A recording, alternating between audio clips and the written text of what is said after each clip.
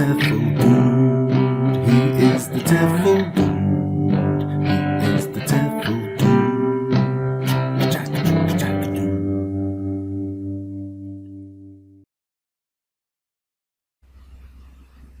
Hello and welcome back.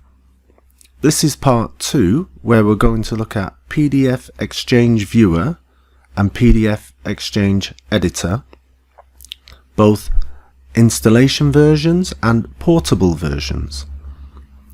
Then I'm going to show you an additional bonus software called Autohotkey, which is very useful, very simple, and all it does is keep one file on top of another, which is useful for when you're editing.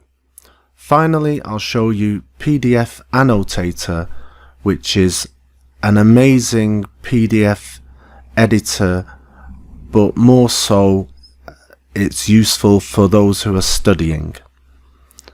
So let's begin.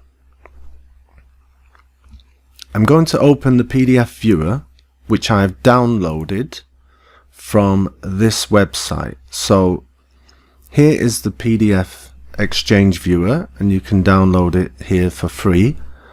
It is limited, obviously, because you're not paying for it, but you can get a lot out of this limited edition. For instance, you can actually OCR, optical recognition, your characters. So let's open the viewer first.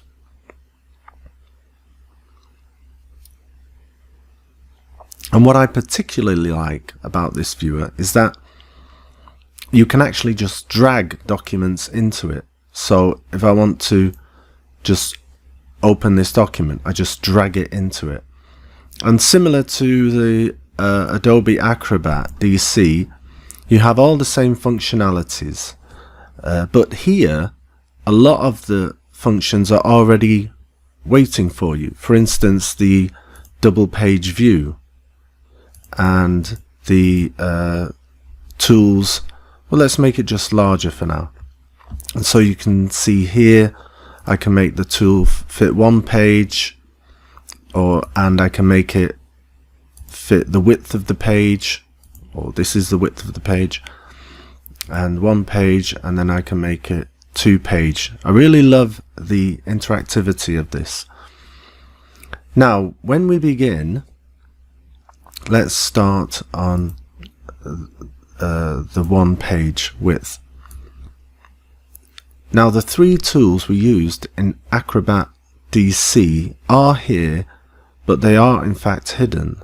So in order to make them available to us, you need to right click in the open space and click on the comments, and then you'll see here they are at the bottom. Now you can make them go onto this line if you eliminate some of the other options. So if you eliminate some of these, that will give you more real estate, but for now we'll just leave them there. And an additional link you will need is the properties toolbar, and here we just right click on the properties toolbar, and this will help you to change the colors of the marker, to change the letter style and everything else. Each thing you use will have its own properties which you can manipulate. So let's just show you quickly the pen tools and the boxes which we generally would use on a whiteboard or when preparing lessons. So first off, here is the pen tool, and if I click on this, you can see the properties bar comes up, which is great. It means I can draw, and if I want to, I can change the color to blue. Draw again, I can alter the line, I can make it a dotted line, or I can alter the thickness of the line, shown here. So that's the writing tool, and obviously you have the eraser if you want to erase. Next is the, I think it's this one, the text box tool. That's the one I was using last time to make these squares. As you can see, here I can also write text, which I can change, and in the box it actually lets you write a lot larger than it does with the normal text tool.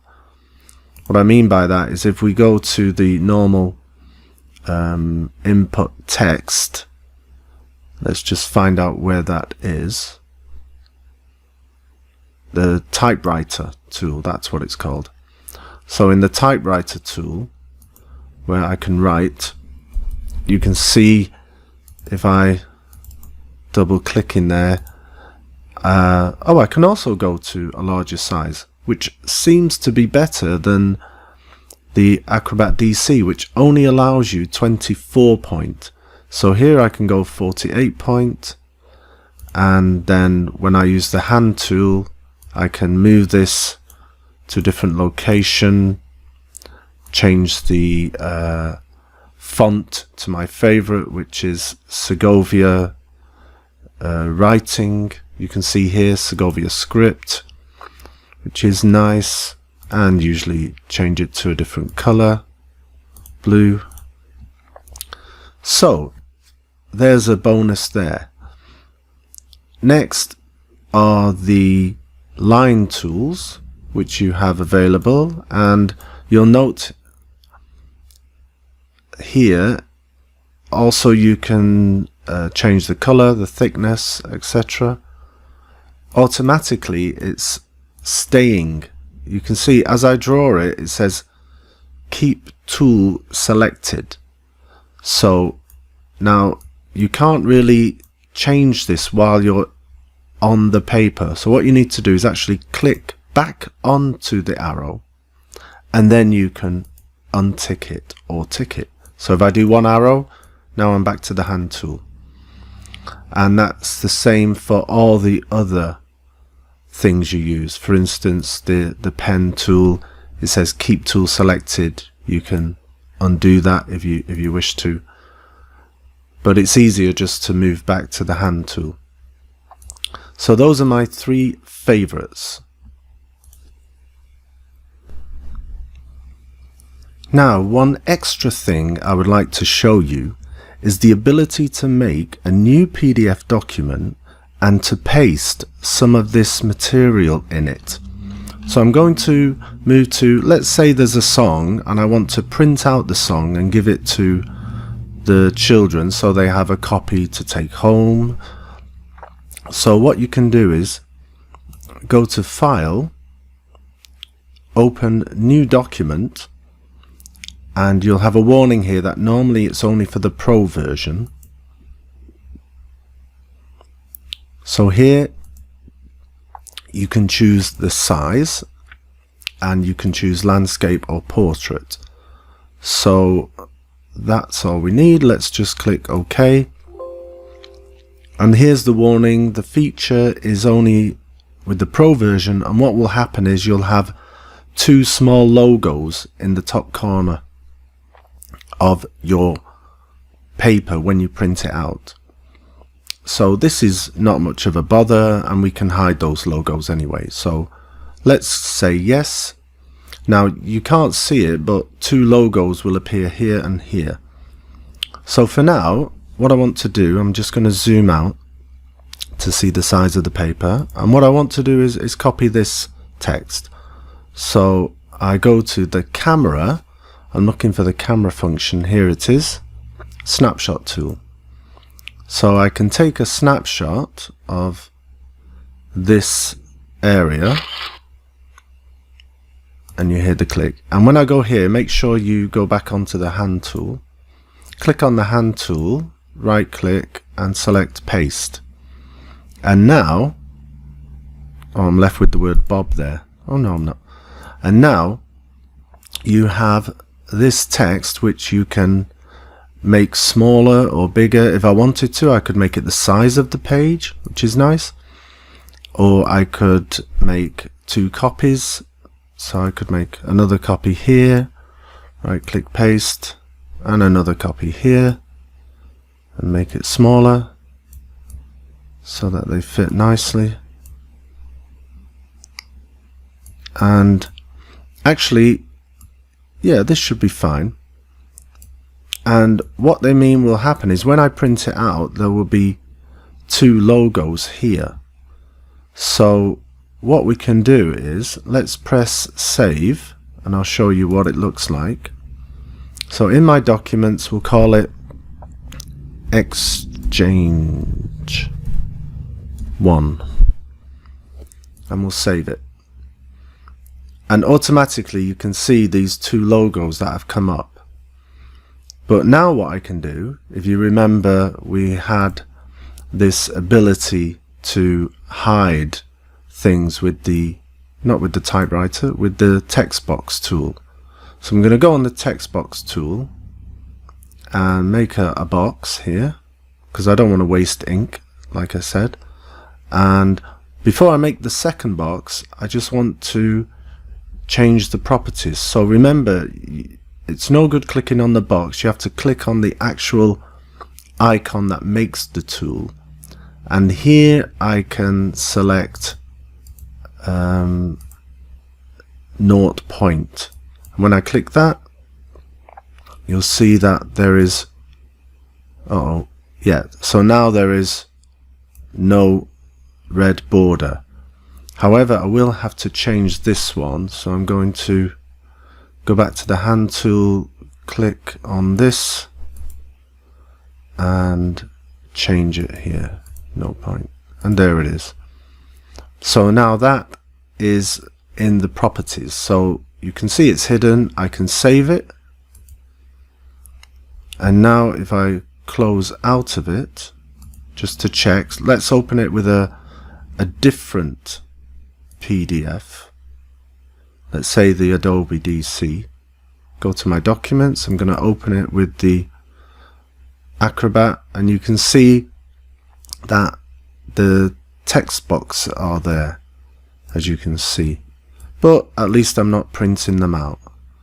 So even though I don't have the professional version, I can still make this and print it out. I'm going to select no. Now, one more thing on here I'd like to show you is, remember I mentioned there was optical character recognition software. So let's try it out. Let's open our document and let's see if at the moment these are not character recognized. Another thing that's good about this software is you can see I don't want to move this around all the time if I'm working on a whiteboard and I touch it accidentally. So what you can do is right click, it should say flatten. That might be just on the Pro version. I think here, yeah, comments, flatten only on the Pro version, and you'll end up with those logos again. But let's flatten them anyway. Flatten comments, get a warning. Yes, flatten, flatten, flatten. Are you sure you want to flatten? You will no longer be able to move it. That's okay. This is part of Pro. You may use it in the free, but it will result in demo labels, which we've had before. So let's click yes. And now you can see I'm moving the page, but I can't move the image. That's a no-go. And if I save it, click yes, the logos came back. Wonderful. So like I said, we're going to hide them again anyway. Let's see about the optical character recognition, which doesn't need Pro version. So there it is under Documents. You've got OCR page, because at the moment if I try to highlight these words, I can't do it. There's nothing to highlight. So what I'm going to do is go back to the hand tool, go to Documents and click OCR the page, and here it says all pages. There's only one. English language, accuracy, let's say high, and I'm not sure I can change anything here. convert pages content to image only, add a text as a layer. So preferred original and add text layer. Yeah, we'll leave it at that. Preserve the original. So let's click OK.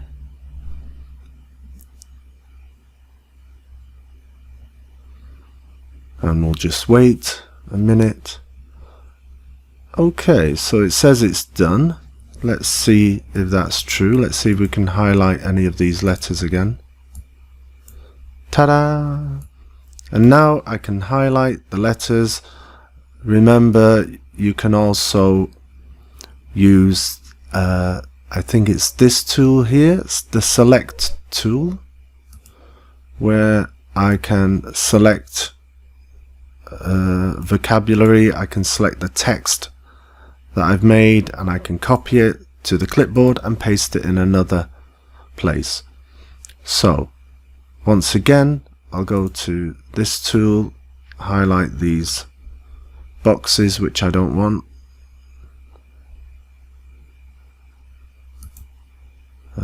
keep tool selected, should have kept it selected, yes, and then there we go. So I'm going to press save and close out, and then I'm going to open it in a different software, and as you can see,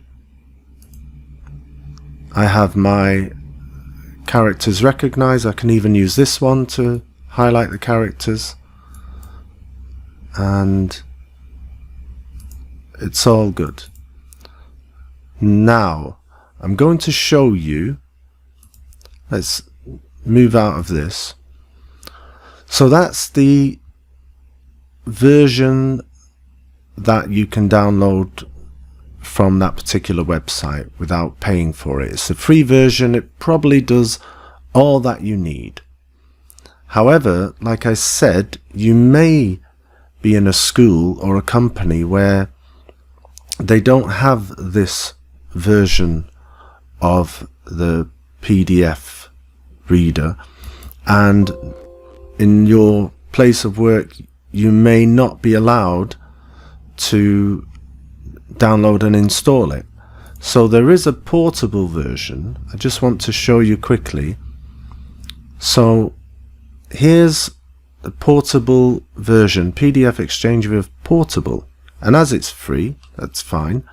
I've downloaded it here already, and I've put it into a box, PDF Xchange Viewer Portable. And even though you can put it on a USB and take it with you, you can also just put it on the desktop of the place where you work. So if I run now as administrator, oh, maybe I'll just run as normal, because obviously you won't have administrator privileges. Let's just run as normal. Please install the language, yes, and it's going to install it onto the place where, imagine this is your USB, so it's installed it here, and then you just press finish. So now, whether this box is in your USB or on the desktop, we can open it here and simply just click and run. So we click, and you can see I've got the same thing, except that the tools are not there, so I'll put them on again myself with the properties bar, and you can see it still has this information about updating to the Pro version if you want, but this is portable, so you can use it on any computer you visit, and you can manipulate the documents that you have already prepared. Great stuff.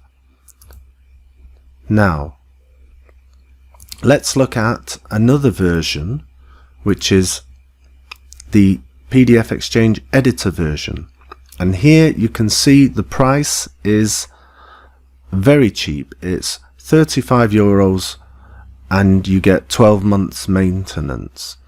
That doesn't mean it finishes after 12 months. It will last you your lifetime, but you just get maintenance for a year. However, to think that you could have the professional version of this for just €35 is amazing.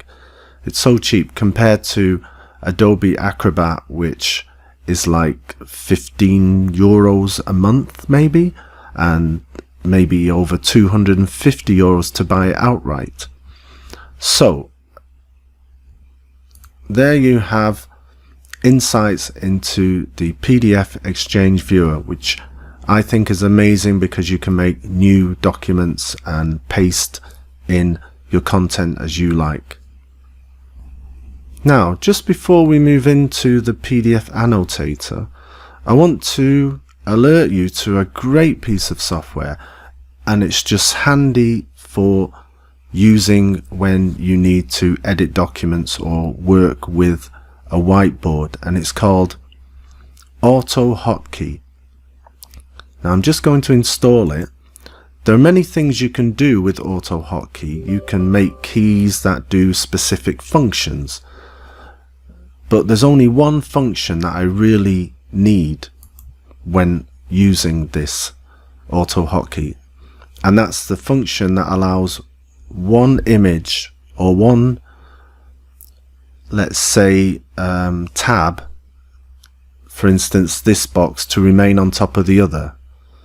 And I'll show you what I mean. Let's just run the Autohotkey hotware. But what you'll need is, I'm going to close out of here. I don't need, yeah, there's instructions, but forget that. The only thing you need, let's see if it's running. No. The only thing you need is this Note AH key, and the way to make it is make a text note. So open your text box thing here, Notepad. You can type in Notepad here and find it this way, Notepad, and just open Notepad and then copy and paste all of this text in it, and I'll put the link down below. So copy this text inside it, and what you'll do is you're going to make one of these note things. So if I just put that on the desktop, all I have to do is, once I've copied it, I need to change the ending from TXT to AHK, as you can see here. See here, it's got AHK. So I'm just going to change that to AHK. And once you click out, you'll get a warning to say that you're changing the extension value. Say yes. And now what happens is, let's just show you an example. So I have this quest open, this document, and I'll just make it a bit smaller. And let's say I want to put some music or listening on top of it. So if there was an audio file which might be used, let's open Groove Music. Okay, so you've got the Groove Music file open, and there might be some music. I don't know if there is. Can we listen to some? Let's have a look.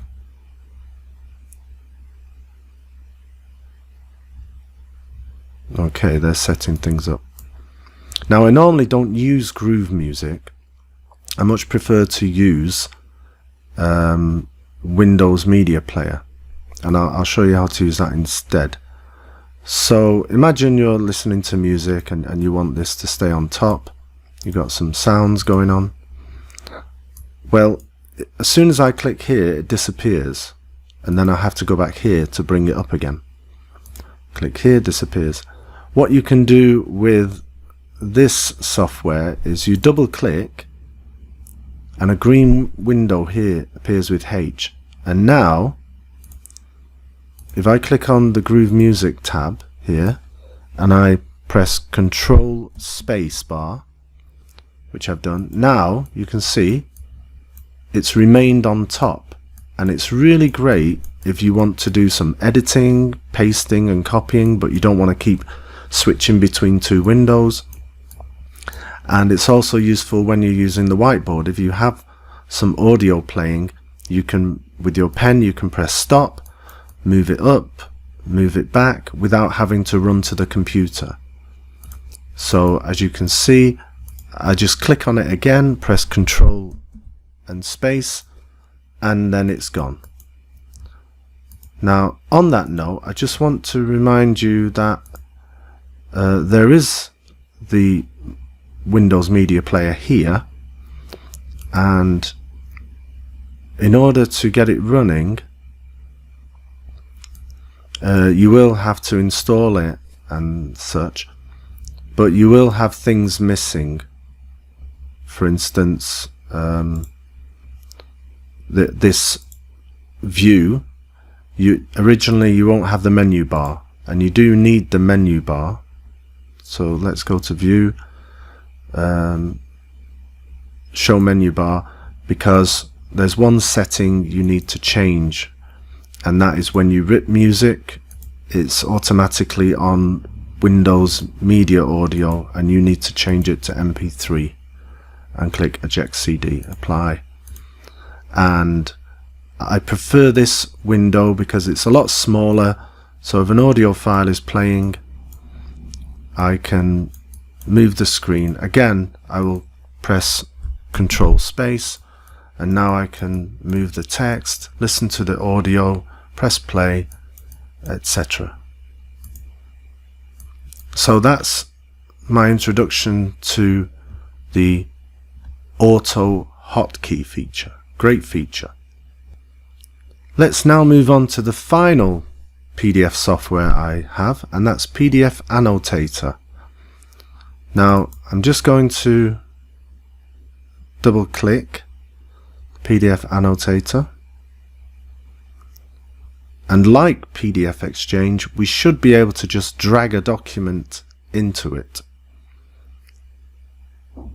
Okay, so now I've opened PDF Annotator, and I just want to quickly show you the two settings which I want to change, and that is having the toolbars as a single row and the quality as 300. So I'll just apply those specifics, and also the icons are quite small. If you feel they're quite small, you can go to View, Toolbars, Icon Size, and make them large. And there, that's much more comfortable on the eye.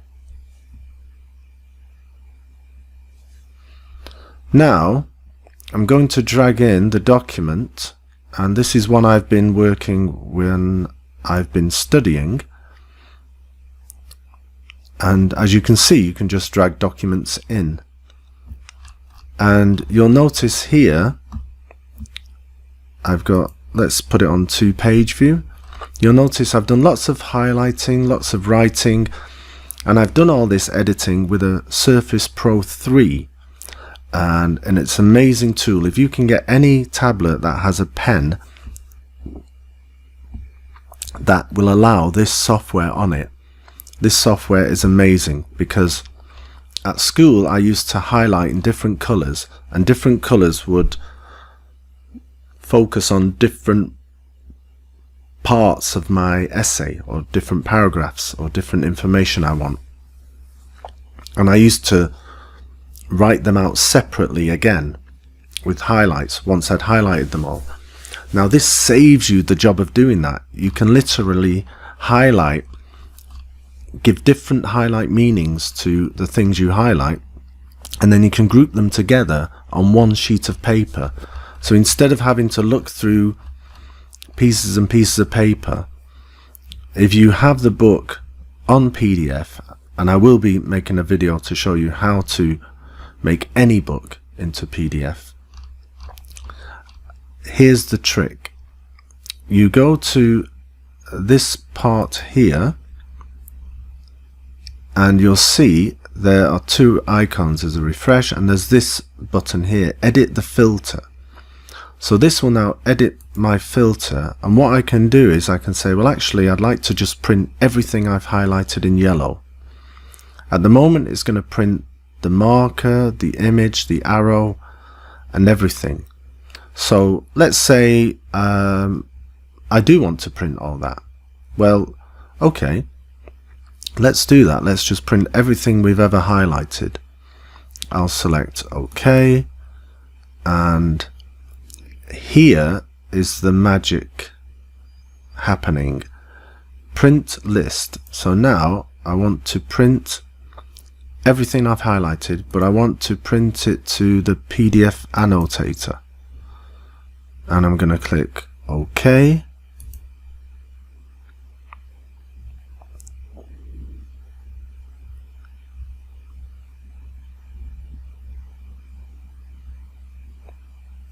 And it's going through all the pages, and obviously blank ones will be not included.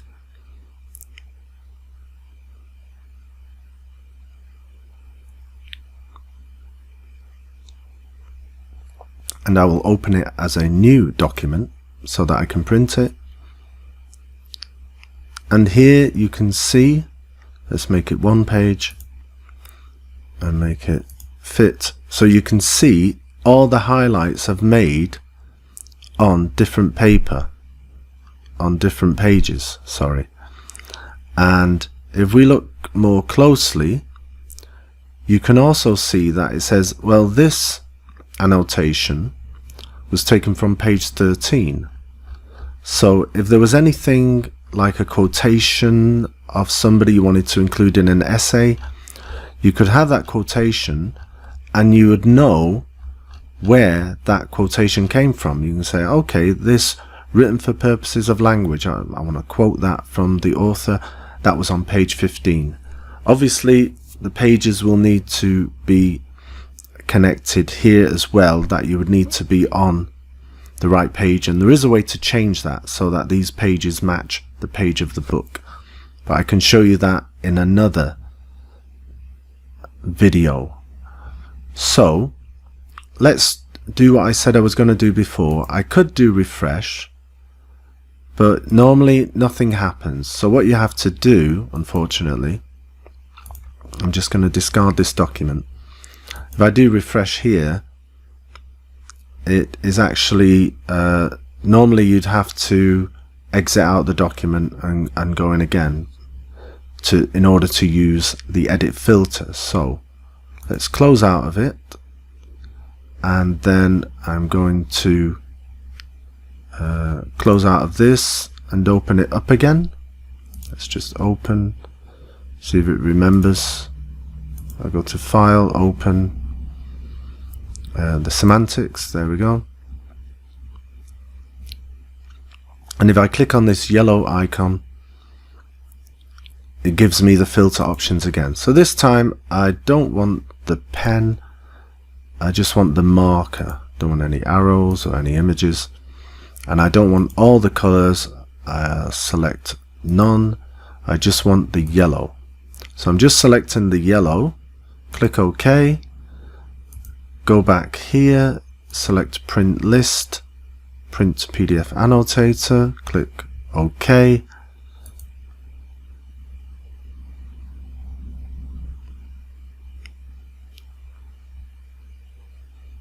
Open as a new document, and there you have it. You can see my page. I have just three pages where I've highlighted yellow, and now I could print them off, have them by my side at the table, and look at them when I need them, and use the information therein. So I wish I had this at college. It's such a great piece of software, and it's only with PDF Annotator that you can do this. Like I said, once again, if I wanted to print the blue, I couldn't, so what I'd have to do is actually edit out of the document and open it up again.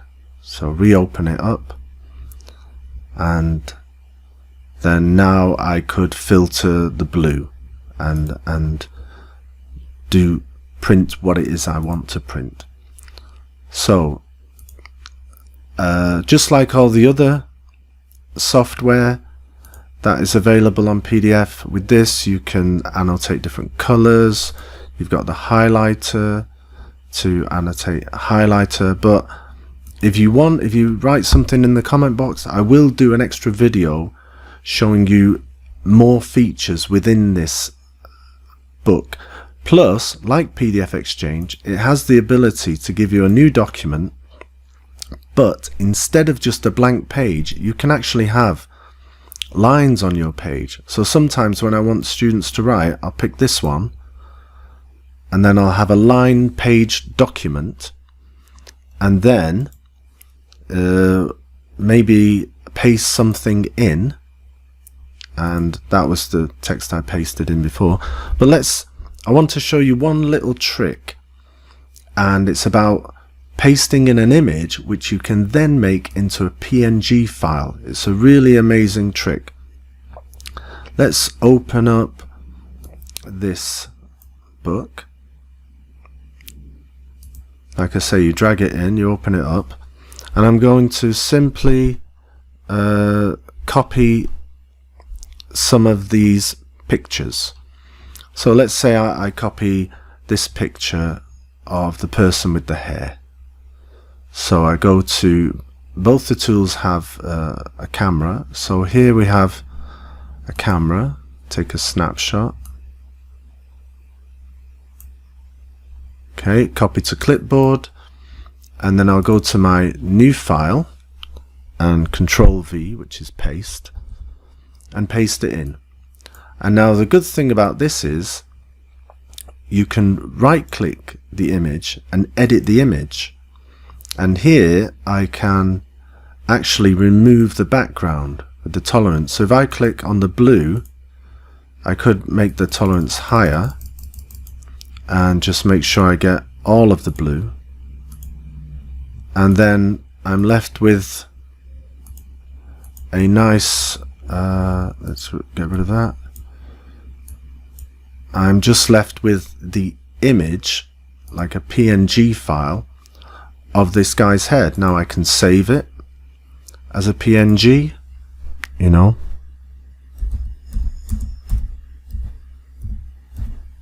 Red hair, save, and also click OK here, and you can see the blue has disappeared, and now I've got this PNG file which I can manipulate to any size. And if we go to my pictures, which is here, we can see the did it save it in Save Pictures? Let's see, where did it save? Edit image, save into documents. It's saved in documents. Okay, so I'll just go here to my documents, and you'll see the PNG file. If I double click, this new photos image is different than the old version. The old version used to have a white background.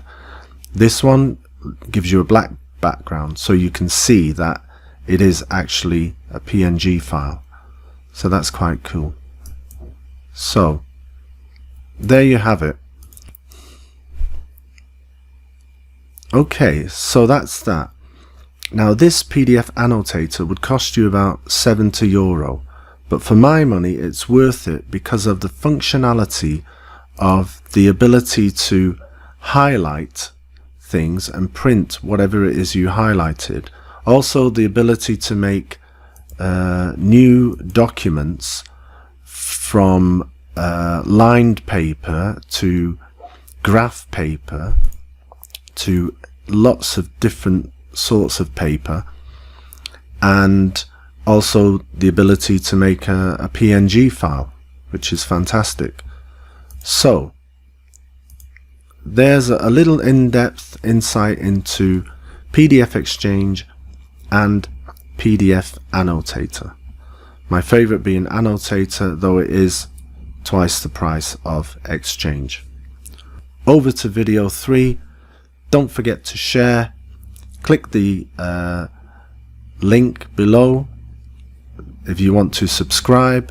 I'd be very grateful, and add any comments and I'll try to answer as quickly as possible.